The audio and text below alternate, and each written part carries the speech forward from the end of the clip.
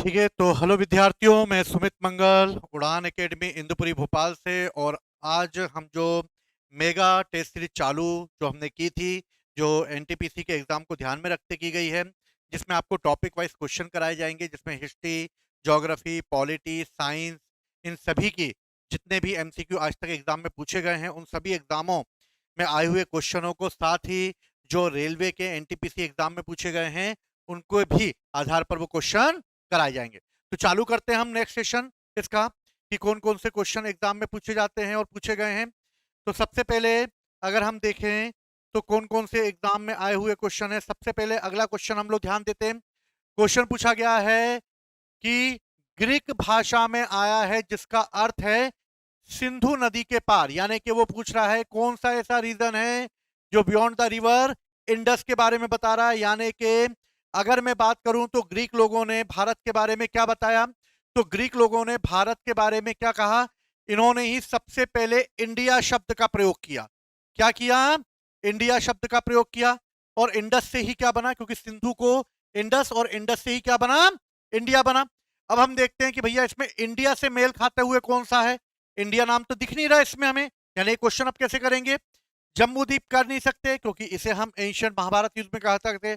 उत्तर का आर्यावर्त हो गया, भारतवर्ष नहीं कह सकते, यानी कि इंडिया किससे मैच खा रहा है, भारत से मैच खा रहा है, जो उसका हिंदी नाम है। और इस तरह हम इसको क्या कहेंगे, ग्रीक भाषा में भारत कहेंगे। अगला क्वेश्चन हम लोग देखते हैं। अगला क्वेश्चन क्या पूछा गया है एग्जाम में, पूछा गया है पद्मनाभ स्वामी मंदिर कहां पर या किस शहर में स्थित है।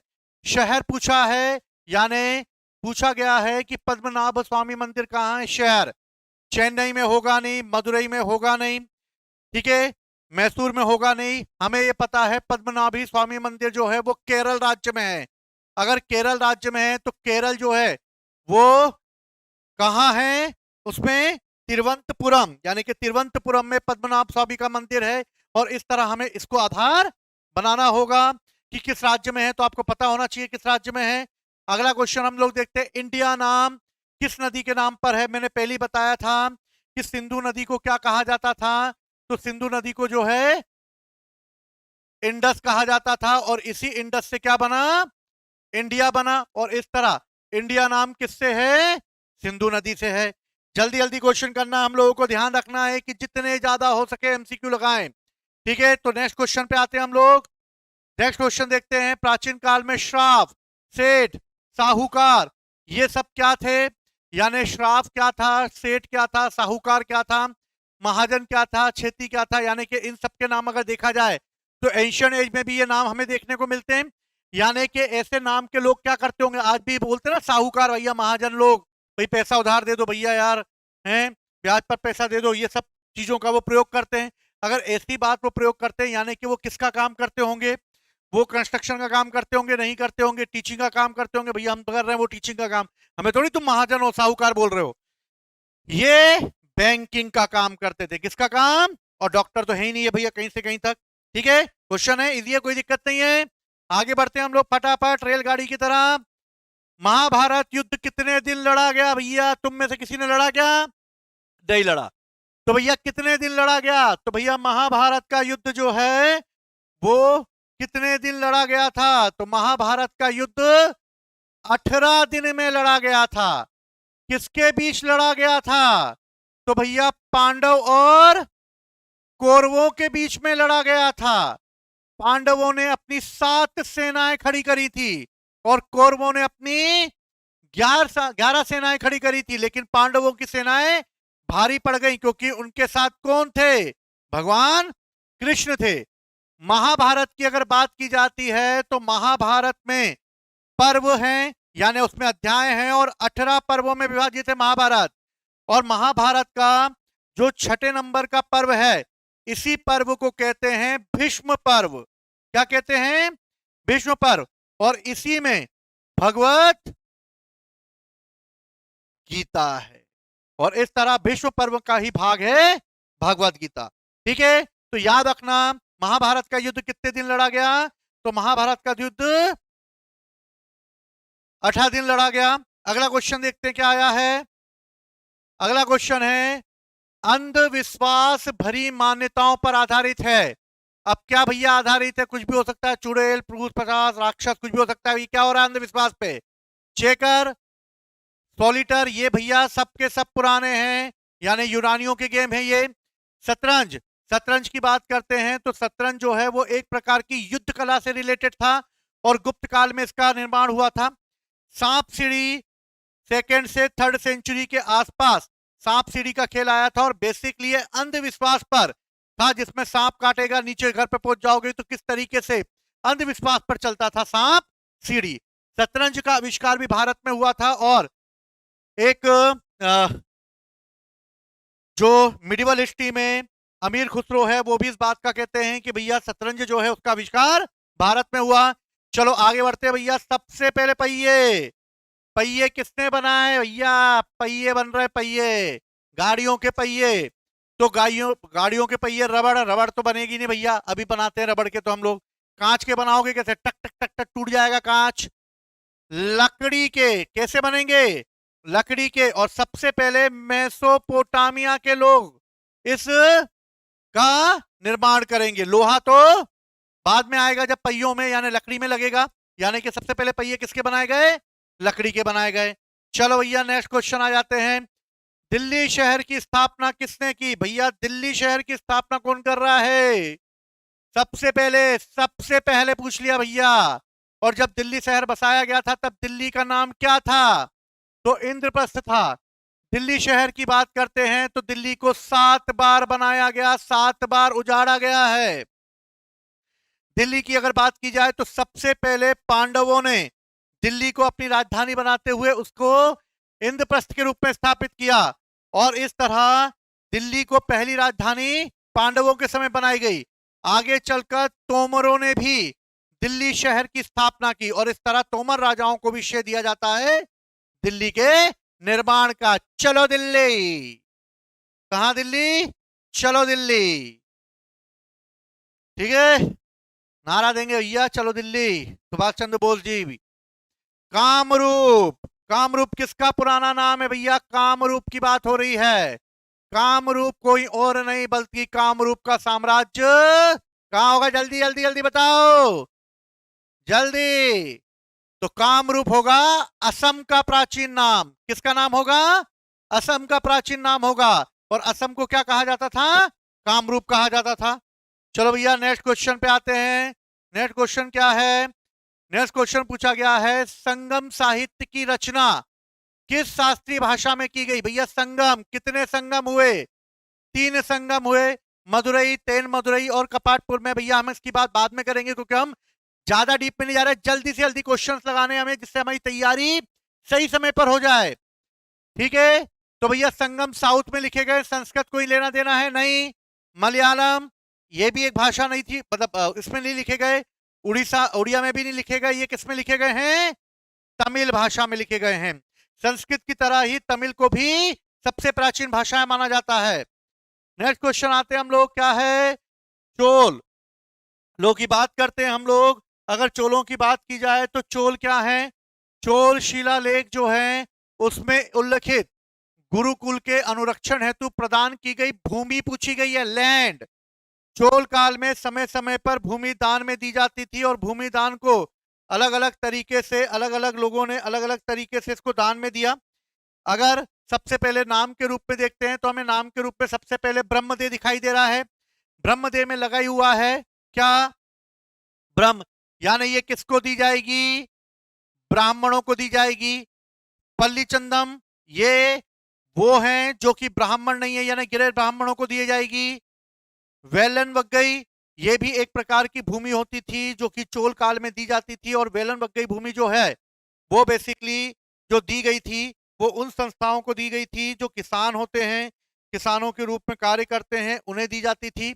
यानी कि किसानों के रूप में काम करने वाले लोगों को वेल वगई भूमि दी जाती थी।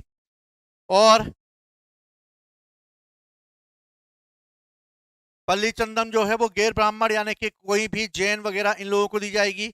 शाला भोग, शाला लगा हुआ है। शाला मतलब क्या हो सकता है? शाला हम बोलते हैं विद्यालय वगैरह, शाला हम जा रहे, कहां जा रहे हैं? शाला में पढ़ने जा रहे हैं, तो शाला में पढ़ने जा रहे हैं। तो शाला भोग किससे मेच खा रहा है? गुरुकुल। यहां पर भी क्या होगा? एजुकेशन होगा, इससे साला भोग भी क्या हो गई, गुरुकुल से हो गई। समझ गए बात को? जिद नहीं करेंगे आधी रात को, ठीक है। होयसल साम्राज्य की राजधानी क्या थी? तो दार समुद्र के कौन हैं? होयसल हैं। दार समुद्र के कौन हैं? होयसल हैं।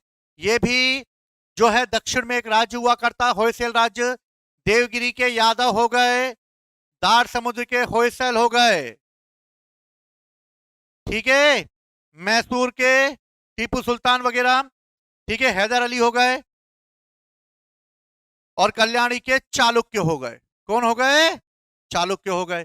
कौन सा मार रहा है? होयसल से। होयसल से भैया हमें क्या मिल रहा है? दार समुद्र मिल रहा है, ठीक है। विष्णुवर्धन ने इसकी स्थापना करी थी, और होयसल राज्य की स्थापना जो है उसकी राजधानी दार समुद्र थी। नेक्स्ट क्वेश्चन पे आते हैं हम लोग। क्या दिया गया है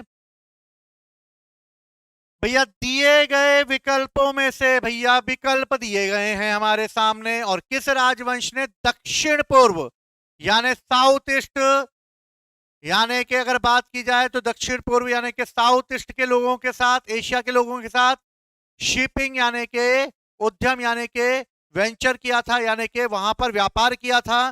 तो भैया हमें यह पता है कि चोल एम्पायर में सबसे ज्यादा व्यापार करने वाले जो थे वो चोल लोग ही थे, और इस तरह चालुक्य लोगों ने नहीं किया था।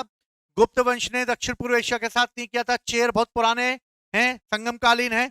चोल, इनका ही योगदान है सबसे ज्यादा दक्षिण पूर्व एशिया के साथ व्यापार करने का। इन्होंने श्रीलंका और मालदीव तक चढ़ाई कर दी थी भाई साहब। समुद्र में तो ऐसे चलते थे जैसे भैया हेलीकॉप्टर चला रहे हो, ठीक है। आगे बढ़ते भैया। क्या क्वेश्चन आया? राजा सिंह विष्णु। सिंह विष्णु की बात की जाए तो भैया राजा सिंह विष्णु किस वंश का शासक था? क्वेश्चन पूछा गया है। फाउंडर पूछा गया है। चोल वंश की स्थापना किसने की थी? विजयालय ने की थी। किसने की? विजयालय ने की। पल्लव वंश की स्थापना किसने की?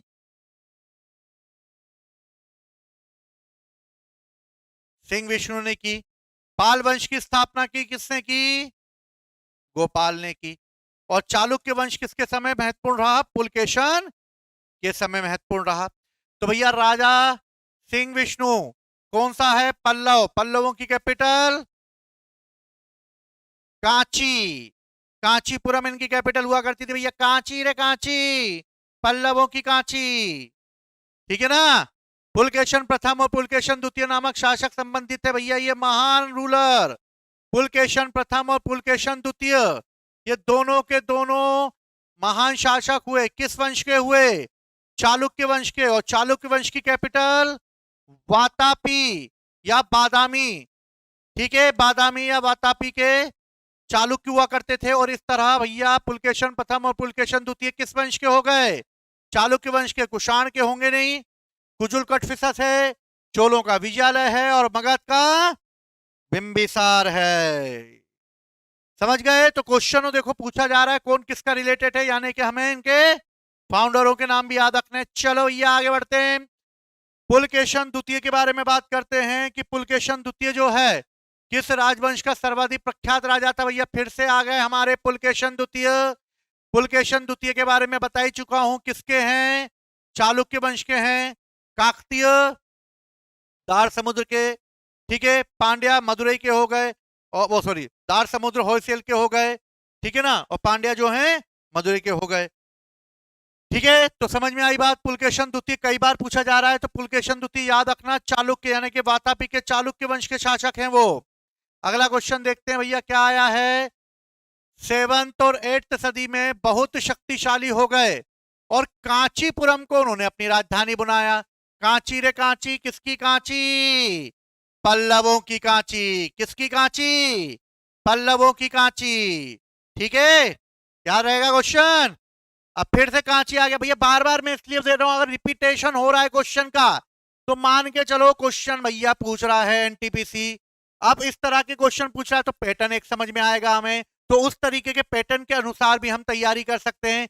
जैसे कई जगह के एरिए जो है वहां के राजाओं के यानी कि फाउंडरों के नाम पूछा, तो उस आधार पे हम याद करेंगे इसको। क्लियर है? तो भैया कांची किसकी राजधानी होगी? कांची रे कांची, किसकी कांची? राष्ट्रकूटों की, पल्लवों की, चोलों की, चालुक्यों की? किसकी? पल्लवों की कांची। ठीक है, समझ में आई बात? चलें आगे।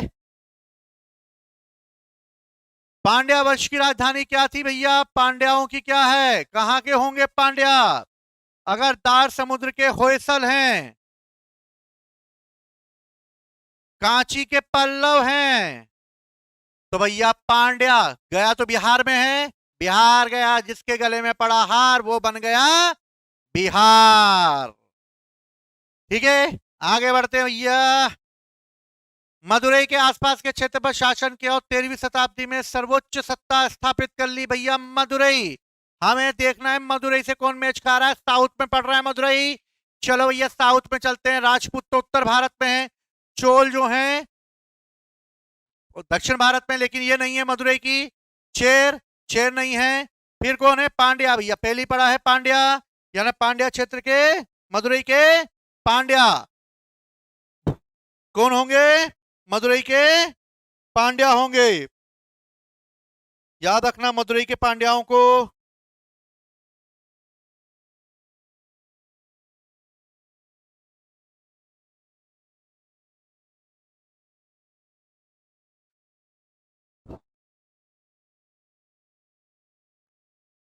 नेक्स्ट क्वेश्चन क्या आ गया भैया?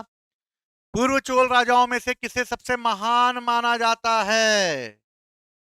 भैया पूर्व चोल राजाओं में से पुलकेशन, यह है नहीं, चालुक्य वंश का है।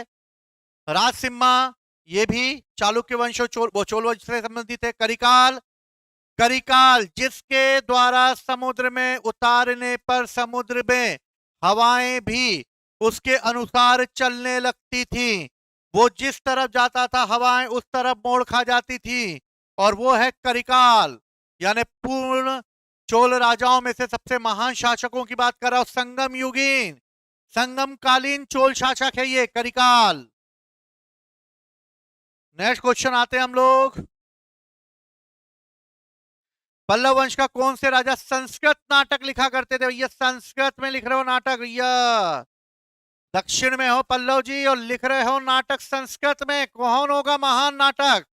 राज राज चोल, चोल ही लगा हुआ है तो चोल तो होंगे नहीं। राजसिम्हा है नहीं, विक्रमादित्य है नहीं, ये सब जो है अलग है। महेंद्र वर्मन प्रथम, और इन्होंने रचना लिखी थी मत विलास प्रहसन। किसकी रचना लिखी? मत विलास प्रहसन, जिसमें उन्होंने कापालिकों का जो है हाथ से उड़ाया था, और इसमें होने वाले पुलिसों के भ्रष्टाचार के बारे में बताती है। पुलिस में होने वाले भ्रष्टाचार का उजागर करती है मत विलास प्रहसन, जो किसने लिखी? महेंद्र वर्मन ने। और महेंद्र वर्मन पल्लव कालीन शासक है जो संस्कृत भाषा में लिखेगा। ठीक है, आगे बढ़ते हैं हम लोग फटाफट। क्वेश्चन आगे देखते हैं क्या आ गया भैया मार्केट में नया तरोताजा। चालुक्य राजा ने कन्नौज के राजा हर्ष को पराजित किया था। तो भैया हर्ष को पराजित किया था, तो मैंने पिछली क्लास में आप लोगों को बताया है कि उत्तर में राजा हर्षवर्धन है ना। हर्ष है, शॉर्ट फॉर्म ले रहे हैं, चिंटू पिंटू जैसे नाम ले रहे हैं, तो हर्षवर्धन है, राजा हर्ष है। दक्षिण में कौन है? चालुक्य शासक पुलकेशन द्वितीय है। दोनों के बीच युद्ध होगा। दक्षिण में इसके अलावा यहां पर पल्लव हैं, ये चालुक्य हैं। पल्लवों का शासक है महेंद्र वर्मन। ठीक है, तो पुलकेशन द्वितीय महेंद्र वर्मन को पराजित करके पल्लव राज्य को मिलाना चाहता था, लेकिन ऊपर से हर्षवर्धन दक्षिण की ओर बढ़ रहा था, तो पुलकेशन द्वितीय ने हर्षवर्धन को पराजित कर दिया और दोनों राज्यों के बीच की एक सीमा निर्धारित हो गई। वो सीमा को कहते हैं रेवा। रेवा यानी के नर्मदा नदी, और इसकी जानकारी हमें रवि कीर्ति के एहोल अभिलेख में मिलती है। और रवि कीर्ति किसका दरबारी है? पुलकेशन द्वितीय का दरबारी है। ठीक है, ठीक है, तो समझ में आ गया यहां तक आप सबको? क्या होगा ये क्वेश्चन? किस चालुक्य राजा ने कन्नौज के राजा हर्ष को पराजित किया? तो भैया कौन पराजित करेगा? तो भैया पराजित करेगा पुलकेशन द्वितीय। कौन पराजित करेगा? पुलकेशन द्वितीय पराजित करेगा। चलो आगे वाला क्वेश्चन करते हैं भैया। क्या क्वेश्चन है? अगला क्वेश्चन देखते हैं भैया। चोल राजवंश का अंतिम शासक। कौन है भैया चोल वंश का अंतिम शासक? तो चोल वंश के अंतिम शासक की अगर हम बात करें तो चोल वंश का लास्ट रूलर कौन है? पहला, इस वंश की स्थापना किसने की? तो इस वंश की स्थापना विजयालय ने की। और इस वंश का अंतिम शासक कौन? तो इस वंश का अंतिम शासक है राजेंद्र चोल थर्ड। कौन है? राजेंद्र चोल थर्ड है। नेक्स्ट क्वेश्चन पे आते हैं हम लोग, फटाफट आगे बढ़ते हैं। क्या है? कौन सा राजा है जिसने की कौन सा राजा है जिसने की चोल राजा पूछ रहा है भैया, चोल राजा जिसने मालदीव के द्वीपों पर दरियाई दरियाई मतलब समुद्र को दरिया कहते थे ये लोग, क्या कहते थे? समुद्र को दरिया कहते थे। समुद्र विजय प्राप्त की मालदीव की। तो भैया करिकाल, ये तो महान राजा है ही, चोल काल का प्राचीन एज का। राजा राज, ये सबसे महान शासक है जिसने मालदीव को जीता। इसने सिंहल यानी कि श्रीलंका पर भी आक्रमण किया था। याद रखना, श्रीलंका पर भी आक्रमण किया था और राजराज ने ही सबसे पहले मालदीव को जीता, जो कि उसकी अंतिम विजय थी। अगला क्वेश्चन हम लोग देखते हैं जल्दी से। नेक्स्ट क्वेश्चन क्या आ गया है? नेक्स्ट क्वेश्चन भैया आया नहीं बल्कि स्कॉलरशिप टेस्ट आ गया है। स्कॉलरशिप टेस्ट की हम लोग बात करते हैं तो स्कॉलरशिप टेस्ट जो है वो आयोजित किया जा रहा है और इसकी डेट जो है वो 1 जून है। 1 जून को ये एग्जाम कंडक्ट कराया जाएगा, जिसके तहत आप लोग किसी भी माध्यम से ये मेगा टेस्ट सीरीज ज्वाइन कर सकते, मतलब मेगा स्कॉलरशिप टेस्ट ज्वाइन कर सकते हैं, जिसके तहत टॉप आने वाले बच्चों को 100% स्कॉलरशिप भी दी जाएगी। टॉप रैंकरों को 80%, बाद में 50% मार्क्स जो है वो भी दी जाएगी। ट्रांसजेंडर और एबल लोगों के लिए भी 50% जो है वो ऑफ रखा गया है। इसके अलावा ये टीम है हमारी जो आपको समय समय पर मार्गदर्शन देगी। क्वेश्चन 100 होंगे, जिसके तहत ड्यूरेशन दिया गया है ऑनलाइन और ऑफलाइन दोनों मोड पर आयोजित की जाएगी। ऑनलाइन के लिए 1 आवर और ऑफलाइन के लिए 2 आवर का समय रखा गया है। 10 to 11 और 10 to 12 इन दोनों समय में जो है आप परीक्षा दे सकते हैं। ऑफलाइन सेंटर आकर आप परीक्षा दे सकते हैं। हमारी ब्रांच जो ऑफलाइन है वो सी सेक्टर इंदुपुरी भोपाल में स्थित है, जहां पर आकर आप लोग एग्जाम देकर जो है एक अच्छी गुणवत्ता युक्त शिक्षा प्राप्त कर सकते हैं, क्योंकि कंपटीशन बहुत हाई है और इस लेवल तक जाने के लिए आपको बहुत मेहनत करनी पड़ेगी। फालतू चीजें यूट्यूब पे बहुत पड़ी हुई हैं, फालतू चीजों से बचना होगा। इसलिए हम सिर्फ उसी को आधार बना रहे हैं जो एग्जाम में पूछा जाता है। चलो फिर अगला नेक्स्ट क्वेश्चन आते हैं हम लोग। प्रारंभिक चेर वंश के राजाओं में से किस राजाओं का शासन किया था? भैया क्वेश्चन आ गया है क्या? चेर वंशी, चेरों की बात की जाए तो चेर चोल पांड्या। कौन है? चेर चोल पांड्या। और चेर जो थे वो केरल राज्य में थे। अब केरल राज्य में थे तो भैया केरल को ढूंढते हम लोग, कहां मिल रहा है? तमिलनाडु के साथ केरल मिल रहा है। हाँ भैया ये मिल गया हमें, तमिलनाडु के साथ केरल मिल गया। बंगाल उड़ीसा ये होगा नहीं। अरुणाचल प्रदेश सिक्किम ये होगा नहीं। महाराष्ट्र गुजरात ये होगा नहीं। अगर बाय चांस आ जाता तो भैया तमिलनाडु और केरल वाला इलाका, अगर इसमें ऑप्शन की जगह केरल आ जाता अकेला तो हमें केरल में लगाना पड़ता, क्योंकि चेर राज्य जो है वो केरल में स्थित था। क्वेश्चन घुमा के दे सकता था, इसलिए चारों ऑप्शन पढ़ने की जरूरत होती है। याद रखना, चारों ऑप्शन को पढ़े बिना कभी भी अपना क्वेश्चन आते हुए भी सही नहीं करना है। कभी ना कभी एक क्वेश्चन ऐसा आ जाएगा जो आप सोचेंगे सही है, लेकिन उसका अगला ऑप्शन आपने नहीं पढ़ा, लेकिन अगला ऑप्शन ही उसका आंसर था। ऐसा हो जाएगा तो खबरदार रहना भैया बरखुरदारो। अगला क्वेश्चन आते हैं हम भैया, कौन सा भारतीय राजा, कहाँ गया पेन? कौन भैया भारतीय राजा? आजा भैया व्हाइट पेन। भारतीय राजा ने पूर्वी एशिया के कुछ हिस्सों को जीतने के लिए अपनी नौसेना शक्ति का इस्तेमाल किया। भैया कौन है इसमें जो अपनी नौसेना शक्ति का इस्तेमाल करेगा? पूर्वी एशिया। क्या पूछा है? पूर्वी एशिया यानी के इंडिया के ईस्ट की ओर जाने की बात कर रहा है वो। तो भैया अकबर, अकबर नहीं जाएगा भैया। अकबर ने तो समुद्री पहली बार गुजरात में देखा था। भाई साहब ने पहली बार समुद्र में देखा, वहीं डुबकी लगा ली उसने। कृष्णदेव राय ये दक्षिण के महान राजा रहे थे, जो कि विजयनगर एम्पायर के तुलु वंश के थे। इनके समय भी नौसेना का इतना महत्व नहीं रहा, क्योंकि पुर्तगालियों का महत्व था इस समय ज्यादा। राजेंद्र चोल, शिवाजी ने भी अपनी सेना बनाई थी, लेकिन इनका नौसेना अड्डा जरूर था, लेकिन उन्होंने प्रॉपर पूर्वी एशिया पर अधिकार नहीं किया, कोई मतलब ही नहीं था इनका। यानी चोलों में चोलो राजेंद्र चोल, इसने भी सबसे पहले नौसेना जीतने के लिए तैयार की थी। अगला क्वेश्चन देखते भैया क्या आ गया मार्केट में। 9th सेंचुरी में स्थापित प्रसिद्ध विक्रमशिला विद्यालय की स्थापना किसने की थी? भैया विक्रमशिला पूछा है कि विक्रमशिला विश्वविद्यालय की स्थापना किसने की थी? तो भैया सबसे पहले विश्व का सबसे पुराना यूनिवर्सिटी तक्षशिला, लेकिन अब ये कहां पर है? पाकिस्तान में, पापियों का देश पाकिस्तान। तक्षशिला के बाद एक और यूनिवर्सिटी बनाई गई नालंदा, जिसकी स्थापना किसने करी? जल्दी से मुझे बताओ आप लोग, नालंदा विश्वविद्यालय की स्थापना किसने करी है? गुप्त शासक है कोई? जल्दी सोचो। इसके बाद कहां गया? ठीक है, इसके बाद गुजरात का एक और था वल्लभी, ठीक है, और एक है विक्रमशिला विश्वविद्यालय, ठीक है। ये चारों विश्वविद्यालय हैं जिनकी स्थापना की गई है। याद रखना विक्रम विश्वविद्यालय की स्थापना जो है वो किसने की थी? तो भैया सिंपल सी चीज, जल्दी बताओ, देखकर तैयारी करो जल्दी से। सामंत सेन और बल्लाल सेन, ये सेन वंश के शासक हैं। और सेन वंश कहां पे था? बंगाल में था। धर्मपाल और गोपाल ये भी कहां पे थे? बंगाल में थे। गोपाल जो है वो पाल वंश का फाउंडर है, ठीक है। और धर्मपाल जो है इसी ने विक्रमशिला विश्वविद्यालय की स्थापना की थी।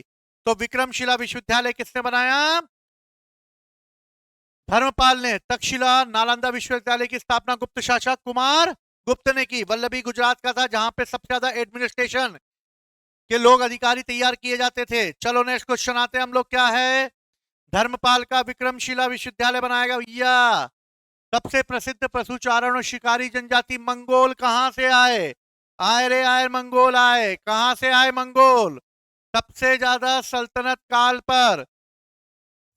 काल के समय इन्होंने बहुत तबाही मचाई और सल्तनत के सुल्तानों की नाक में दम करके रखा मंगोलों ने। मंगोलों का एक नेता हुआ सबसे महत्वपूर्ण, कौन कौन था मंगोल नेता? चंगेज खां। और मंगोल को कहां से आए थे? दक्षिण एशिया से नहीं आए, दक्षिण पूर्वी एशिया से नहीं आए, अरब से नहीं आएंगे, क्योंकि भले ही हो पहले बौद्ध धर्म को अपनाते बाद में इस्लाम धर्म अपना लिया था, लेकिन ये आए थे मिडिल एशिया से। यानी कि इन लोगों ने अपना स्थान किसको बनाया था? तो इन्होंने अपना स्थान मिडिल एशिया से बनाया था, जो खुखार जनजाति के रूप में जाने जाते थे। ठीक है, चलो आगे बढ़ते हैं हम लोग फटाफट, समय की मांग है, जल्दी करना ही काम है हमारा। विंध्य शक्ति, विंध्य शक्ति, विंध्य शक्ति ने वाकाटक वंश की स्थापना करी थी और ये वाकाटक वंश की राजधानी मान्यखेत, ठीक है। और इन्होंने जो है उस एरिया में शासन किया, यानी कि नॉर्थ महाराष्ट्र में शासन किया था वाकाटक शासकों ने। ये वाकाटक शासक जो हैं वो गुप्त काल के समय थे और इन्होंने जो है नागपुर का आसपास का इलाका जो है अपने अधिकार क्षेत्र में रखा था। तो विंध्य शक्ति ने वाकाटक वंश की स्थापना रखी, वा से वी से वाकाटक। चलो आगे बढ़ते हैं हम लोग फटाफट। अगला क्वेश्चन क्या है? पाल राजवंश का पहला राजा कौन था? पाल वंश का फाउंडर पूछ रहा है भैया, वो पालों का पाल गोपाल। पाल पाल गोपाल गो गोपाल। कौन है भैया पालों का? गोपाल। नेक्स्ट क्वेश्चन आते हैं हम लोग भैया, क्या है? जल्दी हंसी मजाक में ही करना है चीजों को, टेंशन नहीं लेना है। जितना टेंशन लोगे क्वेश्चन गलत हो जाएंगे। सिंपल सा खुले माइंड से करना है। कौन सा राजवंश दक्षिण भारत से संबंधित? नहीं नहीं नहीं नहीं नहीं नहीं, कौन है? नहीं नहीं भैया, पांड्या है। सातवाहन है। पहला वंश है भैया। कौन नहीं है? पाल नहीं है। पाल कहां जाएंगे? पाल बंगाल में जाएंगे। कहां जाएंगे? पाल बंगाल में जाएंगे। गो गोपाल। अगला क्वेश्चन क्या है? गुणाढ़ के एक पैसाची भाषा में लिखी गई है भैया। देखो एक क्वेश्चन है, गुणाढ़ के द्वारा लिखी गई एक पुस्तक है जिसकी भाषा क्या है? पैसाची भाषा। क्वेश्चन पूछा जा सकता है गुणाढ़ ने जो अपनी रचना लिखी है वो किस भाषा में लिखी है? तो गुणाढ़ ने अपनी जो एक लिखी है बुक, वो किस भाषा में लिखी है? तो पैसाची भाषा में लिखी गई है। ये गुणाढ़ के द्वारा लिखी गई सबसे महत्वपूर्ण पुस्तक जो है वो बृहद कथा। कौन सी है गुणाढ़ की? बृहद कथा है जो पैसाची भाषा में लिखी गई है। और किसके समय का है ये? सातवाहन लोगों के समय का है। और सातवाहन का कौन सा राजा था? हाल इसके सम्राट में रहा करता था। ठीक है, मृक्षकटिकम शूद्रक की रचना है जो कि एक दुखांत नाटक है। पंचतंत्र जो है वो विष्णु शर्मा की है। कथा सरित सागर जो है वो सोम देव की है। आगे बढ़ते हैं भैया, हम लोग कौन कौन सी आ गई बुकें भैया देख लेते हैं, एग्जाम में पूछी जाती हैं फटाफट। ऐसा कौन सी रचना है जो कि नागानंद, एक संस्कृत नाटक है भैया, ठीक है संस्कृत है इसकी भाषा। दूसरा, नागों को बचाने के लिए विद्याधर राजा के जिमुत वाहन के आत्म बलिदान की लोकप्रिय गाथा है, तो नागानंद जो है वो पूछा गया है। तो भैया तीन बुकें हैं, नागानंद, रत्नावली और प्रियदर्शिका। नागानंद, रत्नावली और प्रियदर्शिका किसकी रचना है? तो नागानंद, रत्नावली और प्रियदर्शिका। अशोक को भैया टाइम ही नहीं मिला, शिलालेख बनाता रह गया। चंद्रगुप्त प्रथम ने, मुगल चंद्रगुप्त प्रथम जो है उसने गुप्त वंश का वास्तविक संस्थापक है। हर्ष जो है इसने इसकी रचना करी थी। बिंदुसार ने तो भैया मौर्य एम्पायर को मजबूत किया था अपने पिता यानी चंद्रगुप्त मौर्य के उसमें।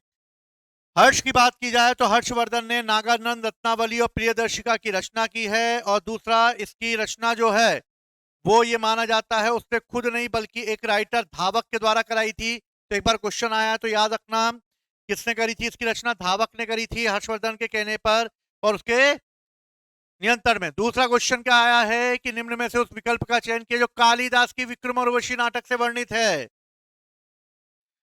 तो भैया कालिदास की रचना है विक्रम और उर्वशी। उर्वशी और पूर्वा की कहानी है इसमें। कहाँ है मेरी उर्वशी? उर्वशी कहाँ है उर्वशी? उर्वशी दिख रही है क्या? मालविका आ गई यहाँ पे तो भैया, और अग्निमित्र आ गया। ये तो मालविका अग्निमित्रम है।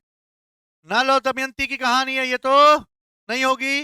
दुष्यंत शकुंतला की अभिज्ञान शाकुंतलम है। पूर्वा और उर्वशी आ गई। उर्वशी, तो पूर्वा और उर्वशी की कहानी है।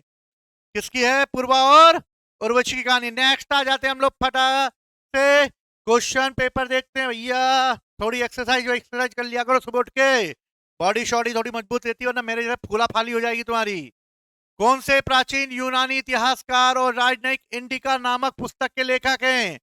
इंडिका, इंडिका की रचना किसने की थी? मोस्ट इंपोर्टेंट क्वेश्चन है, कई बार एग्जाम में पूछा जाता है। इंडिका एक यूनानी राजदूत के द्वारा लिखी गई थी। और कौन है वो यूनानी राजदूत? मेगास्थनीज है। कौन है?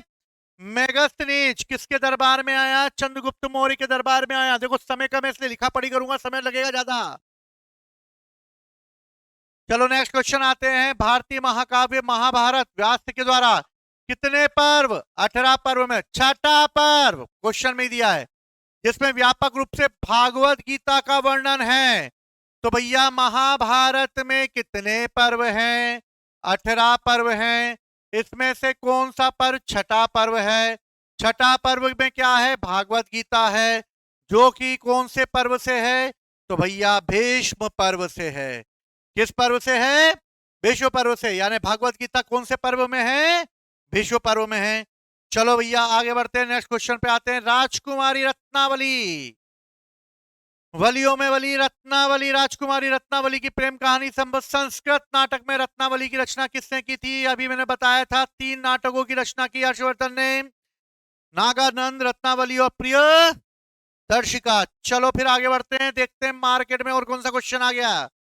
कालिदास ने मेघदूत नामक नाटक अपने काव्य में निम्नलिखित में किस भाषा में लिखा है? तो भैया क्वेश्चन क्या पूछ रहा है? क्वेश्चन जो पूछ रहा है वो बहुत ही अच्छा पूछ रहा है। कालिदास ने मेघदूत, मेघदूत यानी के एक यक्ष के द्वारा अपनी संवेदनाओं को, अपनी पीड़ा को बादलों के द्वारा एक जगह से दूसरी जगह पर पहुंचाने की एक वर्णन किया है कालिदास ने। पाली भाषा बौद्ध धर्म की करेंगे नहीं, हिंदी इस समय आई नहीं थी, प्राकृत आमजनों की भाषा थी, तो किसमें करेंगे? संस्कृत में करेंगे। किसमें करेंगे? संस्कृत में करेंगे। ठीक है, तो भाइयों कदरदान मेहरबान, क्वेश्चन आता है नया मेरी जान। निम्नलिखित में से कौन सी रचना कालिदास की नहीं है? नहीं है, नहीं है। विक्रमोर्वशी है, रघुवंशम है, अभिज्ञान शकुंतलम है, नीतिसार नहीं है। नीतिसार कामंदक की है। ठीक है। कुल 7 रचनाएं रची थी कालिदास ने। अभिज्ञान शकुंतलम, मालविका अग्निमित्रम और विक्रम उर्वशी, कुमार संभव, रघुवंशम, मेघदूतम और ऋतुसंहार, ये सारी कालिदास की रचनाएं हैं। आगे बढ़ते हैं हम लोग। प्राचीन भारतीय महाकाव्य है भैया, 2 ही महाकाव्य, रामायण महाभारत। सबसे लंबे महाकाव्य के रूप में जाना जाता है वो है हमारा महाभारत। इसे अब तक लिखे गए सबसे बड़े महाकाव्य के रूप में वर्णित है भैया। कहां आ गया? रामायण और महाभारत है, लेकिन सबसे बड़ा कौन सा है? महाभारत, क्योंकि महाभारत के 6ठे पर्व में भागवत गीता है। आंसर क्या है? महाभारत। महाभारत।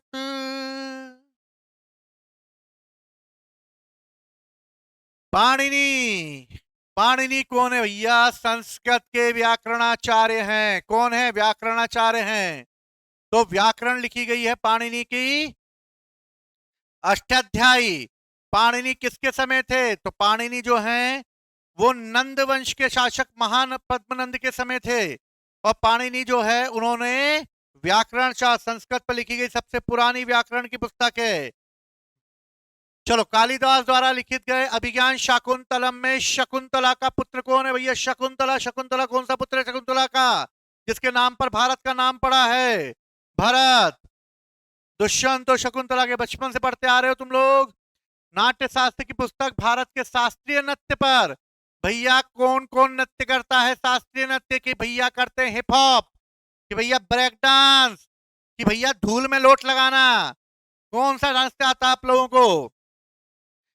तो भैया हाथ पैर पटकने वाला नृत्य कौन सा आता है? तो भैया शास्त्रीय नृत्य। नाट्य शास्त्र पर लिखी गई पहली पुस्तक कौन लिखेगा? वेद व्यास लिखेंगे? नहीं लिखेंगे। तुलसीदास जी लिखेंगे? टाइम नहीं है उनके पास। भरत मुनि। भरत मुनि लिखेंगे। कौन लिखेंगे? कश्यप मुनि का ये नहीं लिखेंगे। देखो मैंने 4 ऑप्शन पढ़े, आपको भी 4 ऑप्शन पढ़ने। भले ही आपसे क्वेश्चन बन जाए, लेकिन 4 ऑप्शन जरूर पढ़ना, ध्यान से पढ़ना, भूलना जाना साथियों, साथ निभाना। किसकी रचना कालिदास के द्वारा की गई थी भाई? कुमार संभव करी है, ठीक है। बाकी मालती माधव नहीं करी है, ये तो भवभूति की है मालती माधव। किरात अर्जुनियम भरवी की ये भी नहीं करी है। कुमार संभव है, लेकिन उसके साथ ये लग गया, तो भैया क्या होगा आंसर? कुमार संभव। कौन सा होगा? कुमार संभव।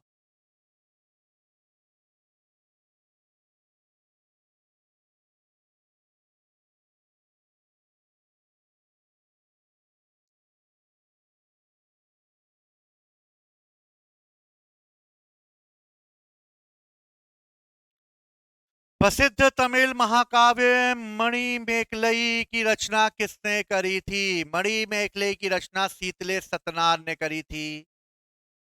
तो भैया हमारा शीतले सतनार कहां दिख रहा है? इलंगो वदिगल। इलंगो वदिगल इसने नहीं करी है। नाथ कुतनार इसने नहीं कही है। ये भैया शीतले हटा दिया, सतनार डाल दिया अकेला। तो भैया सतनार ने की है। तेक्को देवर ने नहीं करी है। तो भैया इन्होंने नहीं करी है, तो किससे करी है? मणिमेखले की रचना शीतले सत्तार ने की। नेक्स्ट क्वेश्चन पर आते हैं हम लोग। निम्नलिखित में कौन सी पुस्तक विष्णु शर्मा की है? विष्णु जी। विष्णु जी लिखेंगे कौन सी? जल्दी बताओ, फटाफट फटाफट जल्दी बताते जाओ। पंचतंत्र।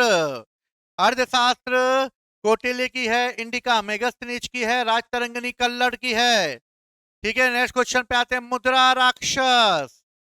भैया मुद्रा राक्षस एक नाटक है जिसमें चंद्रगुप्त मौर्य के द्वारा मौर्य के बारे में बताता है। कौन होगा? कथा सरित सागर के रचयिता सोमदेव नहीं होंगे। विशाखा दत्त। कालिदास की रचना है नहीं, बौधायन में से है नहीं भैया, विशाखा दत्त की है। विशाखा दत्त ने मुद्रा राक्षस और एक और बुक लिखी है, देवी चंद्रगुप्तम। देवी चंद्रगुप्तन चंद्रगुप्त विक्रमादित्य के बारे में बताती है, और मुद्रा राक्षस चंद्रगुप्त मौर्य के बारे में बताती है। आगे बढ़ते हैं भैया जल्दी से। महाभारत नाटक संस्कृत महाकाव्य के लेखक कौन है? कौन लिखेगा महाभारत? ठीक है, कौन लिखेगा? सबको पता है वाल्मीकि जी ने क्या लिखी। श्री कृष्ण। सुखदेव जी नहीं होंगे तो क्या होगा? महर्षि वेदव्यास ने। आर्यभट्टीयनात्मक पुस्तक आर्यभट्ट के किस भाषा में लिखी गई है? अच्छा, मेरे सामने आ गया होगा क्वेश्चन, सॉरी भैया, देख लो जरा पीछे, अड़ने की वजह से दिखता नहीं होगा। अब ऑप्शन थोड़ा हटा के कर लेंगे हम लोग, जिससे आप लोगों को दिखता रहे ये।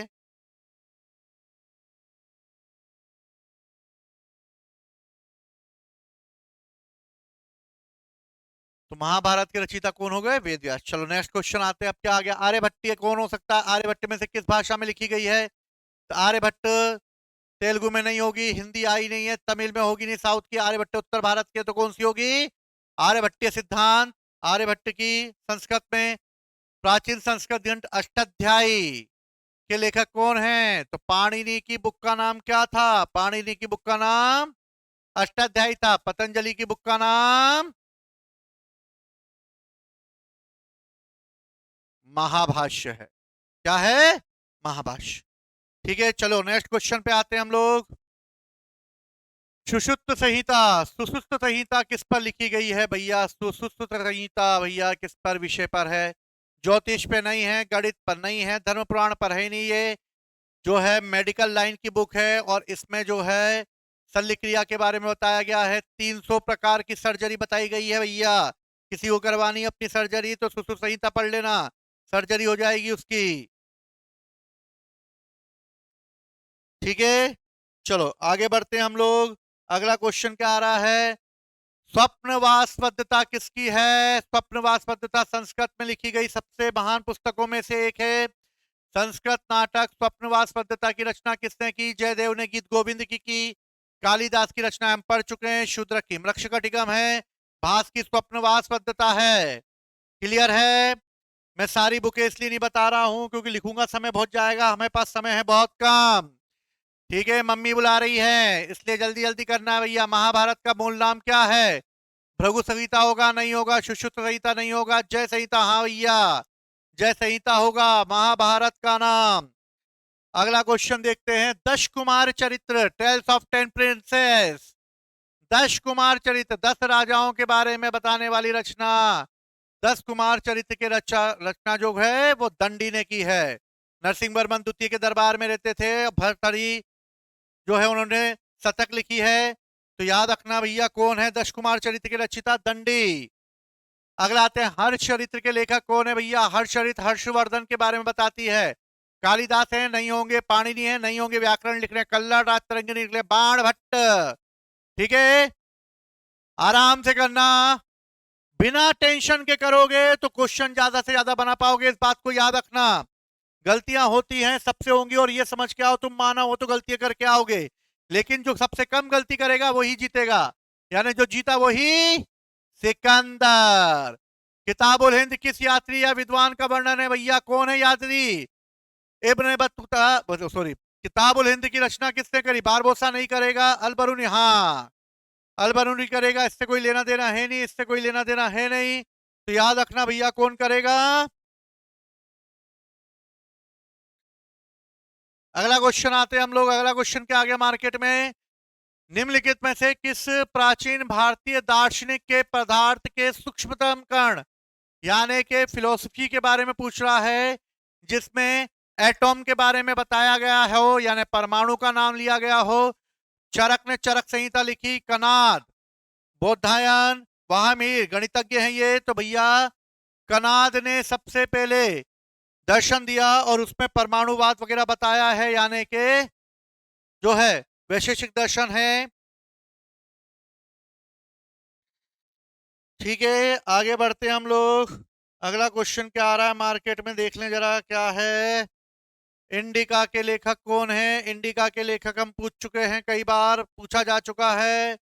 तो इंडिका तो है इंडिका, और इंडिका है किसकी? मेगस्थनीज की, चाणक्य की। अर्थशास्त्र है। सेलुकस सिकेटस तो भैया यूनानी था। डेरियस भी यूनानी था। तो इंडिका की रचना कर दी। चलो नेक्स्ट क्वेश्चन पे आते हैं। तमिल कवि कंबन, कंबन जो है भैया तमिल के कवि हैं। निम्नलिखित में से किस ग्रंथ का भैया कौन सी तमिल वर्जन में लिखी गई? जो है टेक्सेस है, यानी तमिल संस्करण है। तो भैया कंबन ने किसकी रचना करी थी? महाभारत की करी, नहीं करी? हैं, किसकी करी भैया? तो तमिल भाषा में रामायण किसने लिखा है?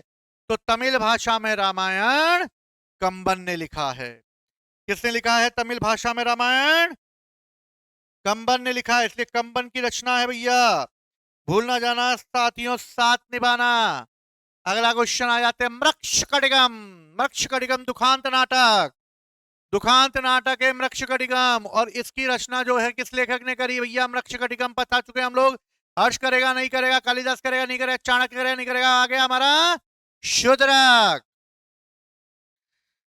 चलिए आगे बढ़े फटाफट। निम्नलिखित में से किससे प्राचीन भारत में मृक्ष कटिगम पुस्तक लिखी थी? वापस से शूद्रक आ जाएगा, कोई गलती नहीं होनी चाहिए भाइयों और बहनों।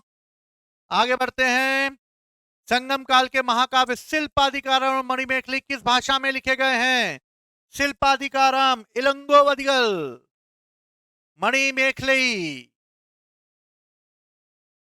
शिल्पाधिकारम ये दोनों तमिल काव्य हैं, किसके द्वारा लिखे जाएंगे? पाली में नहीं लिखे जाएंगे, संस्कृत तमिल में। क्यों करेगी? पैसाची है ही नहीं। किस भाषा में? तमिल भाषा में लिखे जाएंगे। किस भाषा में लिखे जाएंगे?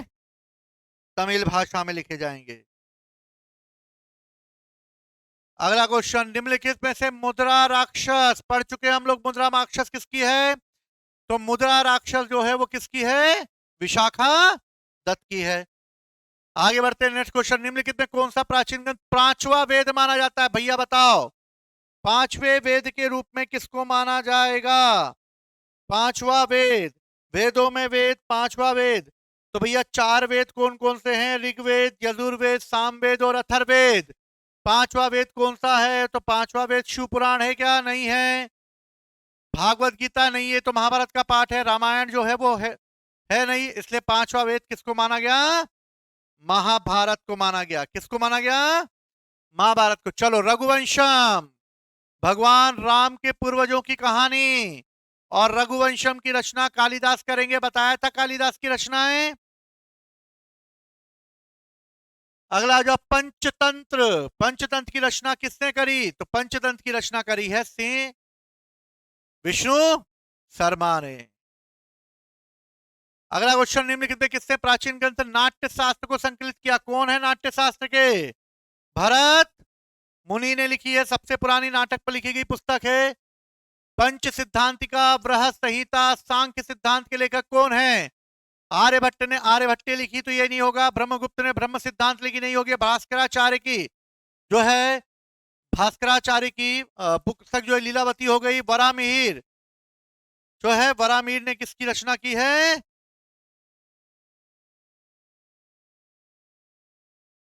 बृहत संहिता वरामिहिर की है, गणितज्ञ है ये। आगे बढ़ते हैं हम लोग। तिरुक्कुराल नामक प्रसिद्ध ग्रंथ के संकलन करता? तिरुक्कुराल, भैया नाम में ही तिरुक्कुराल लगा हुआ है, कालिदास हो सकता है, नहीं हो सकता। तिरुवल्लुवर, भैया नाम साउथ का लग रहा है, तो यही तिरुक्कुराल के रचिता होंगे। कबीर होंगे नहीं, मीराबाई होगी नहीं। आगे बढ़ते हैं। चरक संहिता चिकित्सा के किस शाखा के ऊपर लिखी गई है? भैया किस पर है ये चरक संहिता? एलोपैथी, हेमोपैथी, इस पर नहीं है। चरक संहिता आयुर्वेद है भैया, आयुर्वेद। वेदों में वेद, आयुर्वेद। अथर्ववेद है, वेदों में वेद, अथर्ववेद है, लेकिन आयुर्वेद जो है वो चिकित्सा से जुड़ा हुआ है। नेक्स्ट क्वेश्चन आते हैं। सुश्रुत जाने जाते हैं किसके लिए? एक चिकित्सक के जनक हैं। काय के चिकित्सक थे वो? शल्य क्रिया के चिकित्सक थे। इन्होंने 300 प्रकार की सर्जरी और कई प्रकार के इंस्ट्रूमेंट वगैरह बताए हैं। ठीक है, सुश्रुत जो है वो चरक संहिता के जनक है। नेक्स्ट क्वेश्चन, राजतरंगी द्वारा किन राज्यों के राजाओं का वर्णन मिलता है? राजतरंगिणी, राजतरंगिणी जो है वो कलहन की है। कहां का इतिहास बताती है? तो कश्मीर का इतिहास बताती है। तो भैया कहां का इतिहास बता रही है? कश्मीर का इतिहास बता रही है। प्राचीन भारत में कल्लड़ के द्वारा कौन सी पुस्तक लिखी गई? भैया कल्लड़ की पुस्तक फिर आ गई। बचा यहीं से घुमा फिरा के क्वेश्चन कैसे भी पूछा जा सकता है। प्राचीन भारतीय कानूनी दस्तावेज में मनुस्मृति किस पे लिखी जाएगी? तो मनुस्मृति जो लिखी जाएगी वो तमिल में, संस्कृत में, किस में लिखी जाएगी? तो तमिल की मनुस्मृति किस में लिखी जाएगी? तो मनुस्मृति तमिल में लिखी जाएगी क्या? नहीं। संस्कृत में लिखी जाएगी क्या? हाँ। हिंदी में? नहीं। बंगाली में? नहीं। किसमें? संस्कृत में लिखी जाएगी। क्लियर है? चलो नेक्स्ट क्वेश्चन आते हैं। कौन सी साहित्य संस्कृत में नहीं लिखा गया? नहीं पे फिर ध्यान दिए भैया। रत्नावली है, मेघदूतम है, राजतरंगिणी है, तिरुक्कुलार तमिल भाषा में लिखी गई है, ये नहीं है। ठीक है, समझ में आ रही बात? फटाफट क्वेश्चन बनाओ, ये क्वेश्चनों में से ही क्वेश्चन आ जाएगा। निम्नलिखित में कौन एक भारतीय गणितज्ञ कौन दिख रहे हैं तुम्हें? भरत, बाना, भवभूति, भास्कराचार्य गणितज्ञ थे ये। दो भास्कराचार्य हुए हैं। कौन सा गणित पर विषय में लिखी गई मध्ययुगीन भारतीय? भैया मध्ययुगीन पूछ रहा है वो। मिडिवल एज में लिखी गई थी। मिडिवल एज में लिखी गई पुस्तक कौन है? तो वो है लीलावती। गणित की भाषा में लिखी गई पुस्तक है। मनुस्मृति का अंग्रेजी में अनुवाद किसने किया? भैया मनुस्मृति सबसे पुरानी स्मृति। मनुस्मृति का ट्रांसलेटर कर रहा है भैया, कौन करेगा? वेल्स करोगे क्या भैया? नहीं करेंगे। आप करोगे जॉर्ज बुलर? हाँ भैया मैं कर लूंगा। और जॉर्ज बुलर ने मनुस्मृति का अनुवाद किया, ग्रिफिथ और विल्सन ने नहीं किया। आगे बढ़ते हैं हम। हर्षचरित्र राजा हर्षवर्धन की जीवनी पर लिखी गई है हर्षचरित्र। किसकी रचना हो सकती है हर्षचरित्र? पढ़ चुके हम लोग। बाण भट्ट की रचना है हर्षचरित्र। Next question. राजा हरिश्चंद्र हमें हर्ष और उनके प्रशासन के बारे में सही जानकारी देती है, तो किसके द्वारा रचित है हर्षचरित्र जो हमें हर्ष और उसके बारे में जानकारी देती है? कौन आएगा हर्षचरित्र वाला? बाण भट्ट आएंगे। तुलसीदास का कोई लेना देना है ही नहीं। रामचरितमानस रचना है वो अकबर के समय। प्राचीन काल में अमर सिंह के द्वारा भाषा के शब्दों का एक शब्दकोश तैयार किया गया, अमरकोश। भैया ये अमरकोश किस भाषा में तैयार किया गया है? तो याद रखना, तुम्हें किसके समय के दिख रहे हैं अमरकोश? अमरकोश का टाइम पीरियड क्या हो सकता है? तो अमरकोश किसके समय आए भैया? तो अमरकोश जो है वो गुप्तकालीन है। अमर सिंह किसके समय आएंगे भैया? तो मराठी में करेंगे? नहीं करेंगे। तमिल में करेंगे? नहीं करेंगे। बंगाली में करेंगे? नहीं करेंगे। किस में करेंगे? संस्कृत में करेंगे। चलो आगे बढ़ते हैं। Next question. साहित्य कृति रत्नावली किसकी है? हम पढ़ चुके हैं रत्नावली। हर्षवर्धन की नागादान रत्नावली और प्रियदर्शिका तीनों पुस्तकें हैं। आगे आते हैं। भारत का महान साहित्य कृति मेघदूत और अभिज्ञान शकुंतलम किसकी है? तो भैया किसकी है? कालिदास की है। पढ़ चुके थे हम लोग। राजतरंगिणी के लेखक कौन है भैया? कालिदास है? नहीं। चंद्रवरदाई है? नहीं। जयदेव है? नहीं। भैया कल्लड़ ने राजतरंगिणी लिखी है, जो कि किसका इतिहास बताती है? कश्मीर कश्मीर कश्मीर कश्मीर की वादियां बताएगी। कश्मीर की वादियां घूमेंगे हम राजतरंगिणी पर बैठकर कल्लड़ के साथ। पंचतंत्र, पंचतंत्र जो है वो किसकी है? विष्णु गुप्त की विष्णु शर्मा। जल्दी बताओ, विष्णु शर्मा की विष्णु गुप्त। नाम आ गया एक जैसा, जैसे तुमने फटाक से देखा विष्णु मार देते, लेकिन इसका आंसर क्या है? विष्णु शर्मा है। Next question. हिंदू और जैन मंदिरों के अंतराम पुण्य स्थल जहां पर मंदिर के मुख्य देवता की मूर्ति विराजमान की जाएगी भैया।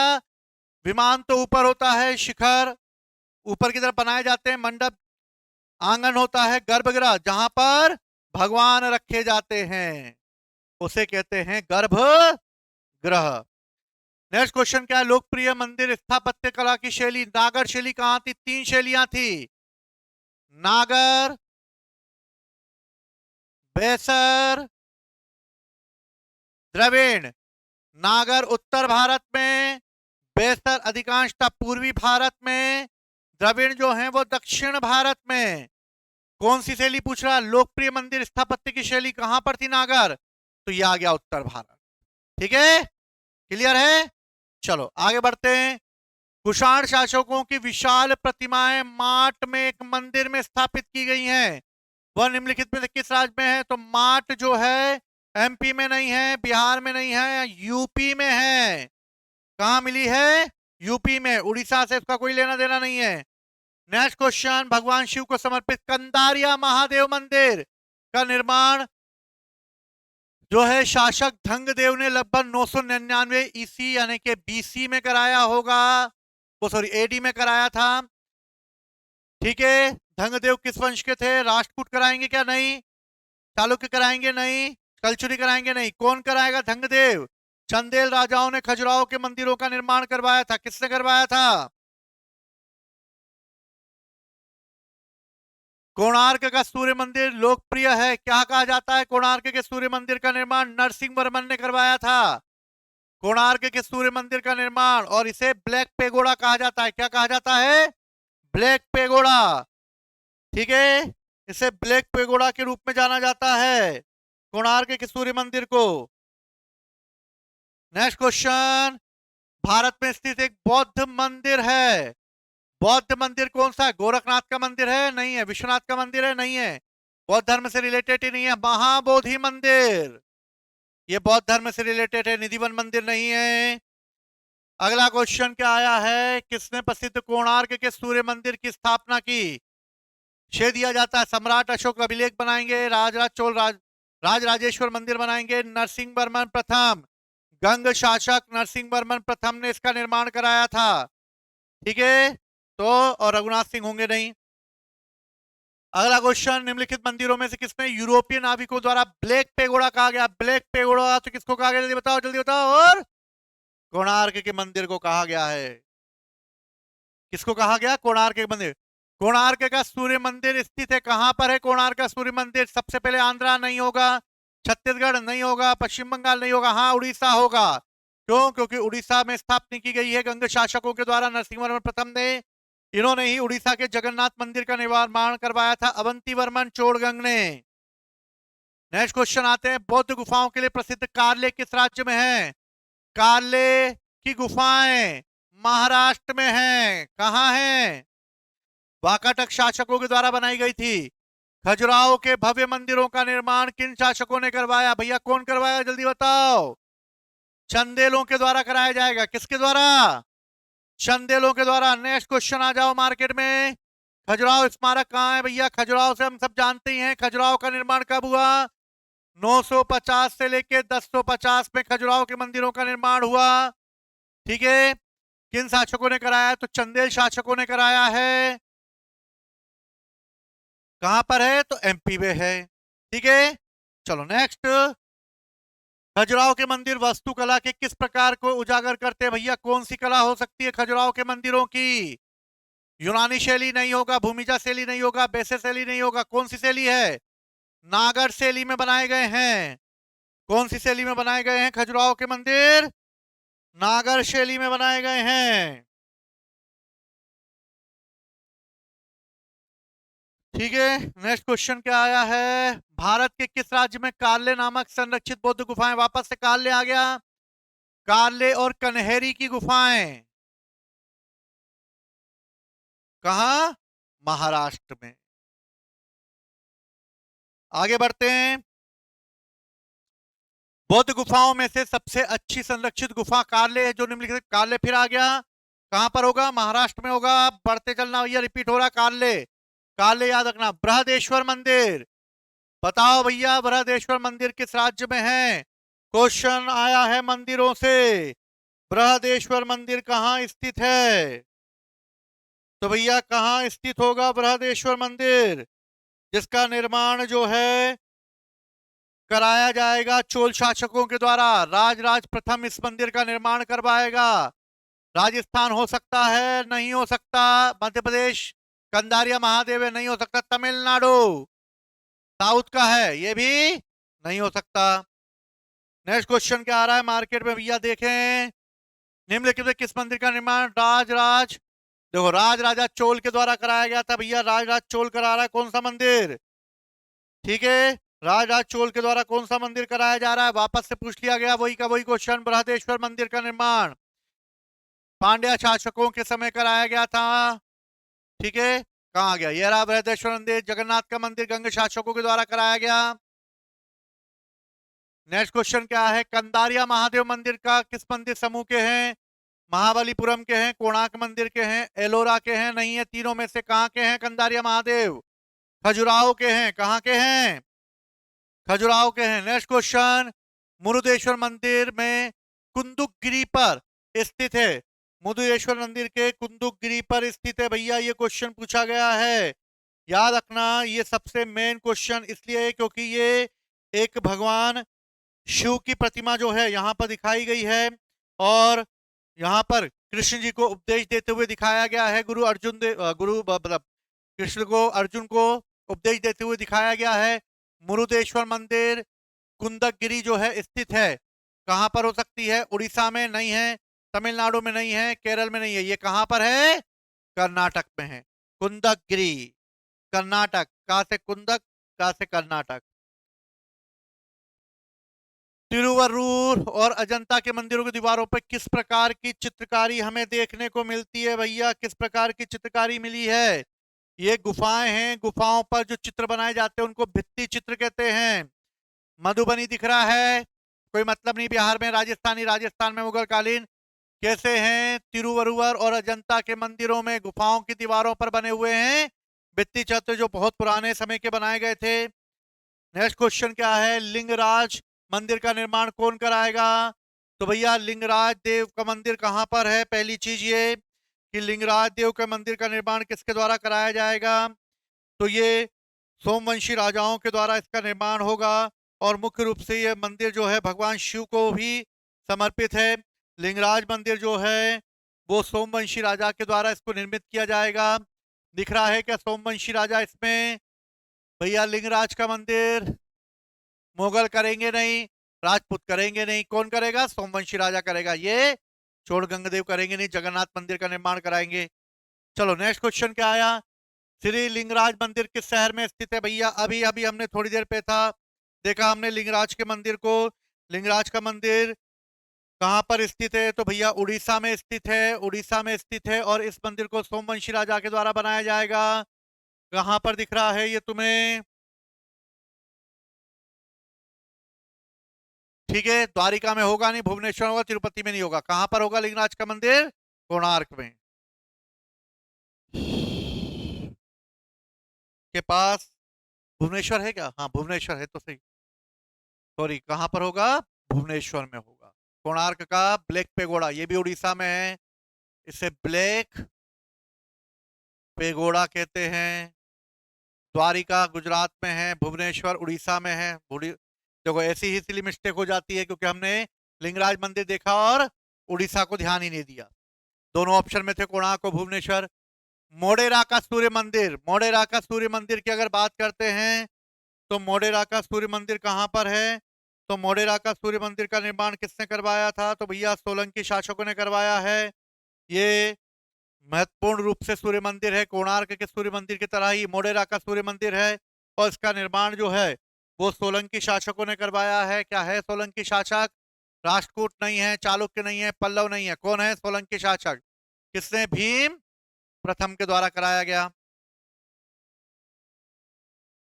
ठीक है, तो ये कुछ क्वेश्चन हैं जो एंशियंट हिस्ट्री से आए थे। अब इसके अलावा कुछ और भी क्वेश्चन हैं जिनको हम करेंगे और जिससे एनटीपीसी में आए हुए सारे प्राचीन भारत के क्वेश्चन कर लिए जाएंगे। इसके बाद हम मध्यकालीन भारत के करेंगे, इसके बाद हम आधुनिक भारत के करेंगे। इसी के साथ पॉलिटी और ज्योग्राफी के भी एमसीक्यू चालू हो जाएंगे जो आप लगातार देते रहे और आपके एग्जाम के पहले इसको कवर कराया जाएगा। ठीक है, तो धन्यवाद।